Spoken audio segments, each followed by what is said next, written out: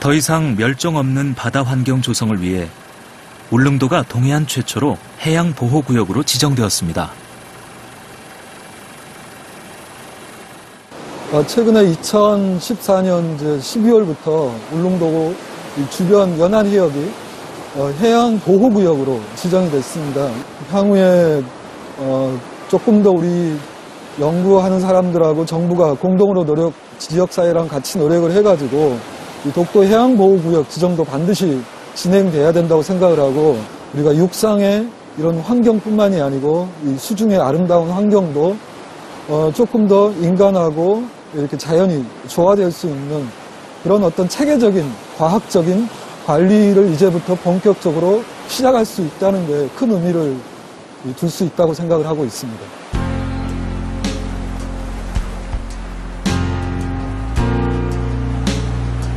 동해에서 최초로 해양보호구역으로 지정된 울릉도 앞바다. 울릉도와 독도의 수중 생태계 보호와 관리가 한층 활기를 띠게 되었습니다.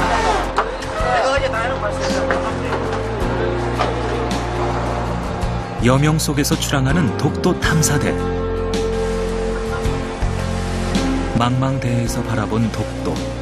손톱처럼 작아 보이지만 눈에 보이는 게 전부는 아닙니다.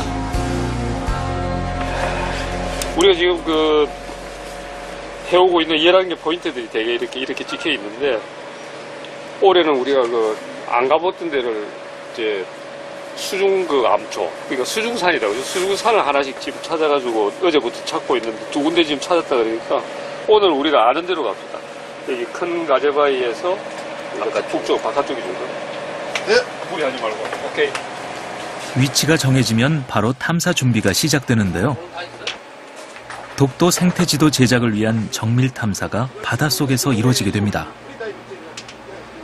이제 저희들이 2008년도부터 이제 독도 수중 생태 지도 작업을 했는데, 그 이제 어느 정도 완성이 된 겁니다. 그러니까 큰 가재바위나, 그다음에 혹동굴, 그다음에 여기 독립문바위, 해녀바위, 이것들은 다 90년대부터 우리가 장기적으로 모니터링 해 오던 장소입니다. 독도 해역 가운데 수중 경관이 빼어나고 해양 생물이 다양하게 분포되어 있는 총 5곳을 대상으로 제작이 추진되었는데요.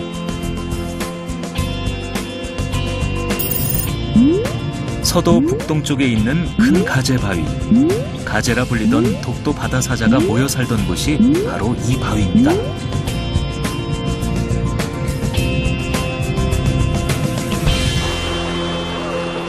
본격적으로 탐사대를 따라 나서 볼까요? 우리가 볼 수 있는 부분은 작지만 독도는 물속에 잠긴 부분이 아주 큰 섬입니다. 드디어 큰 가재바위가 점점 가까워지는데요.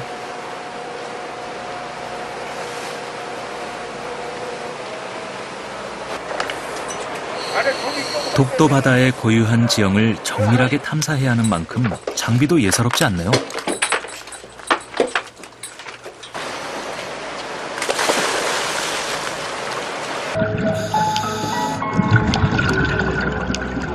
독도 탐사대원들은 수중 탐사를 통해 확인된 해조류나 어족, 서식지 등을 일일이 기록하는 작업을 하죠.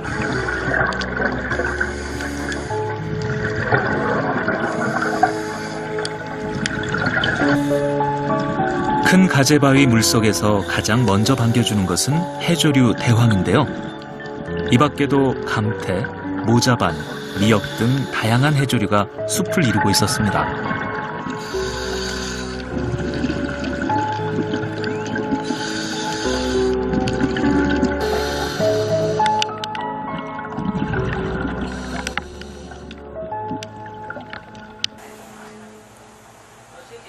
수중 탐사가 끝나면 정밀 탐사를 통해 확인된 해조류와 어족, 서식지에 관한 정보를 바로바로 기록해 놓는데요.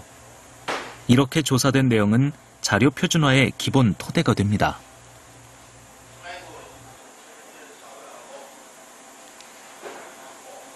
그래서 이제 그런 하나의 조사하는 표준화된 방법, 잠수를 통해서 이렇게 들어가서 어느 골목으로 어떻게 올라온다는 그 루트까지 이렇게 표준화해 놓으면은 조사자가 바뀌어도 늘 같은 곳을 이렇게 보면서 모니터링 할 수 있다는 거죠. 장기간 체계적인 정밀 조사를 통해 수집된 자료는 독도 바닷속 지형과 종 다양성, 그리고 서식 분포까지 한눈에 볼 수 있게 해줍니다.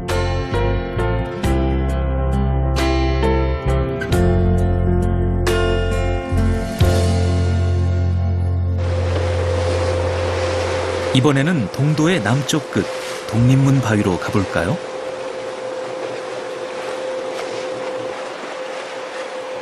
바위에 가까워질수록 선명하게 드러나는 한반도 지도. 정말 신기하죠? 오늘은 조류가 좀 세서 걱정인데요. 이 정도 두 개는 잘 겁니다.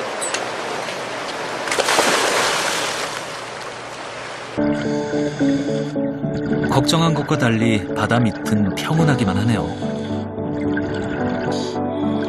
이제 본격적인 탐사를 시작해볼까요? 독립문 바위 물속 역시 큰 가재바위처럼 해조류가 숲을 이루고 있었는데요. 물속 북쪽 입구에서 모래길, 계단, 바위문으로 이어져 남쪽으로 넘어가는 길은 풍경이 아름다워 천국의 문이라 이름 붙여진 곳이죠.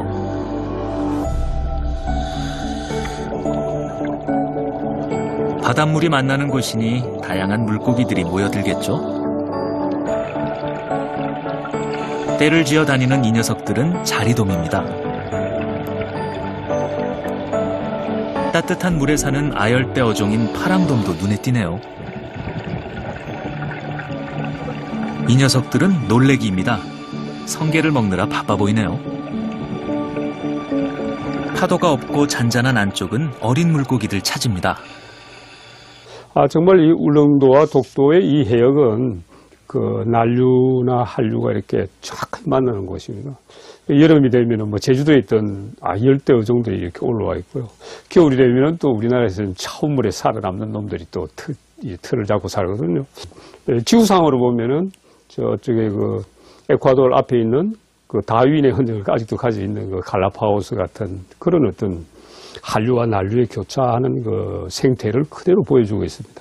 그래서 저는 우리나라의 그 울릉도 독도의 수중 생태를 한마디로 이렇게 표현하라고 그러면은 이 태평양 서쪽 편에 있는 갈라파고스가 아닌가. 태평양의 한가운데 고립된 섬 갈라파고스. 이곳에는 아직도 바다사자들이 무리지어 서식하고 있고요. 갈라파고스에서 교차하는 4개의 한류와 난류는 다른 곳에서는 볼 수 없는 풍요로운 어장을 만들어냈죠.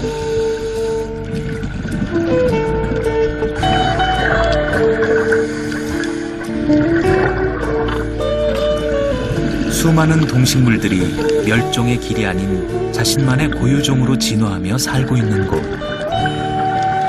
그 해담 역시 바다에 있습니다.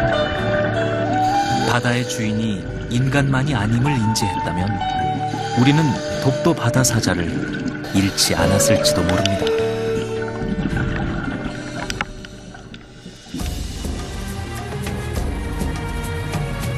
대한민국 동쪽 끝에 위치한 작은 섬 독도.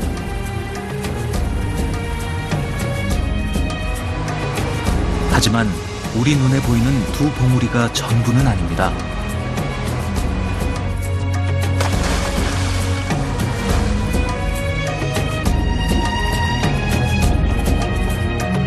바다 밑에 잠긴 곳까지 보면 독도 바다는 보물창고나 다름없는 곳입니다.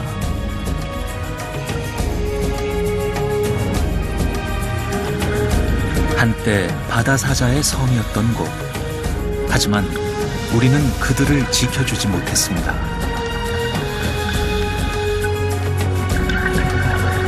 아직 곁에 남아있는 다른 친구들마저 잃지 않으려면 우리는 어떻게 해야 할까요? 국토의 가장 동쪽 끝에 있는 외로운 섬 독도. 그 섬에 울려 퍼지던 바다 사자들의 울음소리를 우리가 기억해야 하지 않을까요?